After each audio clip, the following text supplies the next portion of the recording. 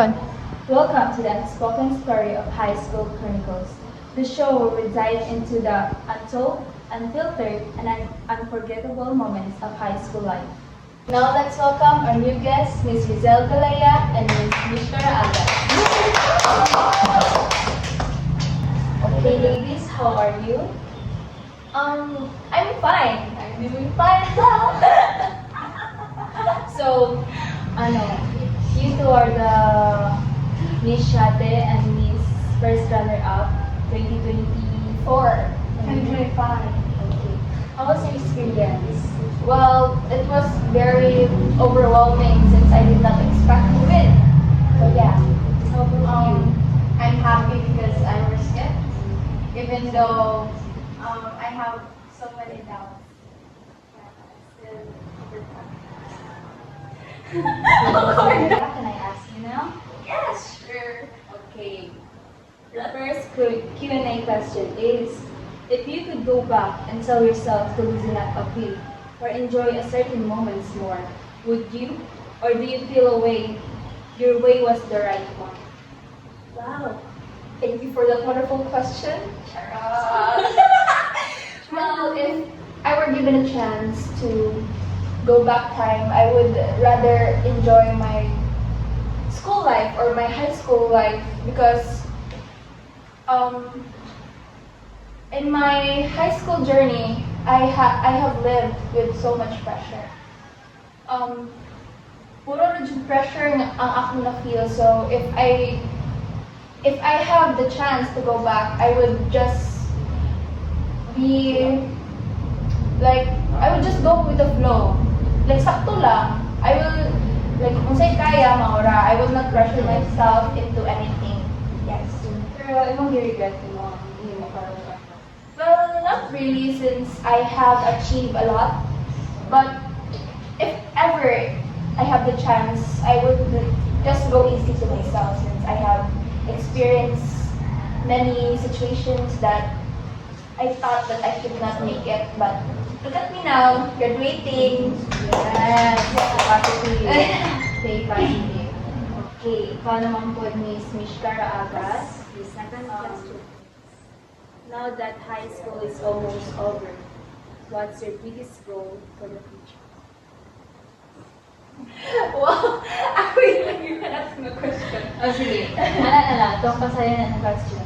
Since almost naman itong journey sa senior high school, 2 weeks na lang. Yeah, 2 weeks. 2 weeks na lang manatag-defense. Yes. Everything good. Unsa imong goal sa college? Future.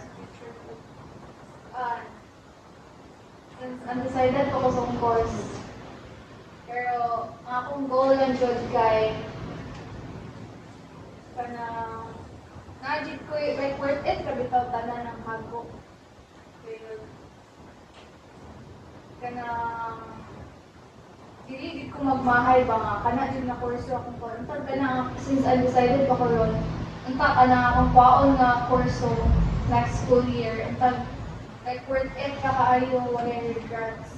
Kabalo ko kanang daghan na jud tag mga challenges, hardships ana. Pero at least lang ba nga makuha na to in the end kay worth it lang ang ako jud na nakatrabaho ka o makatrabaho makakuha na dahil kag trabaho nga naka sustento like maka-afford ko sa imong mga ganahan. Mo jud ko na akong goal na maka-afford sa akong ganahan. Very materialistic din siya mga person. Yes. Okay, thank you, Ms. Mishkara Agas. Ikaw naman ako mga tanong. During the 2-day retreat on the campus, what was one experience or moment that really made you feel connected to your classmate or in the school? Friend siya. Friend siya. Classmate siya. Katong Hindi na ito matinira. hindi ko mamin. Hindi na matinira. Experience na. Katong kuan. Same ni og sa tawag ito? Same og session bitaw. Yeah. Then after sa session bitaw magkuan ni mo TikTok bitaw ni Dayon, gi-express na mo mong gipang-feel ato. Ato akong friend. When one dito. Pili wa na may isa. Kaming tulo. Kaming tulo. So nag-express yung mga experience ko. After mga trauma na ingon na mo, dayon mo to, inilapit ko ato. Nilap ko ato, hapit ako. Gusto ka nang hapit ito na ko maingon ang like deepest secret ito. Kay overshare mo ko. Unang na, like, na-show din na mo bitaw among feelings, bate. Utong sa last day sa retreat, katong sa candle na ito, hindi pa mag-change, mag-pila man sa mga important na people or mga sorry na yata na ko sa iya.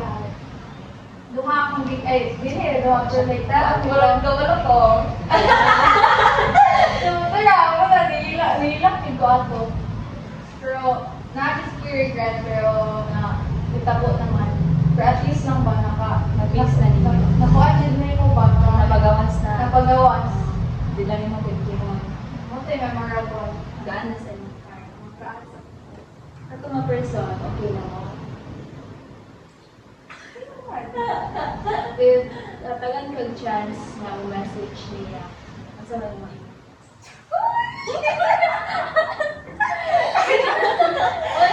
wala mang pabigay na yung drop. Sila to sa camera. Walang drop. Ay, imagine this sa camera. One.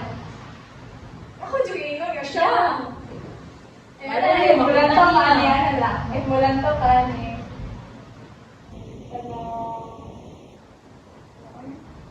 Sige na, like, kana lang yung ngayon. What if, kapag sa itong retreat, this is your last chance? Yeah. Ninyo. So, since gone na since grade 7, magkuhan na, nandito bond sa grade 7, pandemic, then random stop sa senior high. So, daghan din kayo may kanang kuhan ito connection, like, niya ko kung storya tanan akong kuhan, like, nabate, like, sa ako ko siya, share ko siya sa ako, unang ako kayo, makasabot na dito niya, like, ikan sa yung mga pang-ingon, like, i-share niya sa ako, like, sabot na ko siya, pero nalang siya ka itong kuan na misunderstood na mo ba, itong misunderstanding na kanang, na situation. Situation. Dira jud na Nakat ka na. nakat. Bisag ra jud na ka mistake, na di chance na mawala or sa pag-usama. So muna at least lang naingon na mo ay like na meron bitaw napagawas na ko ang akong nabati na sorry ko so at least lang na show na ko na Wow! Kita kaya na. Hindi lang ka mag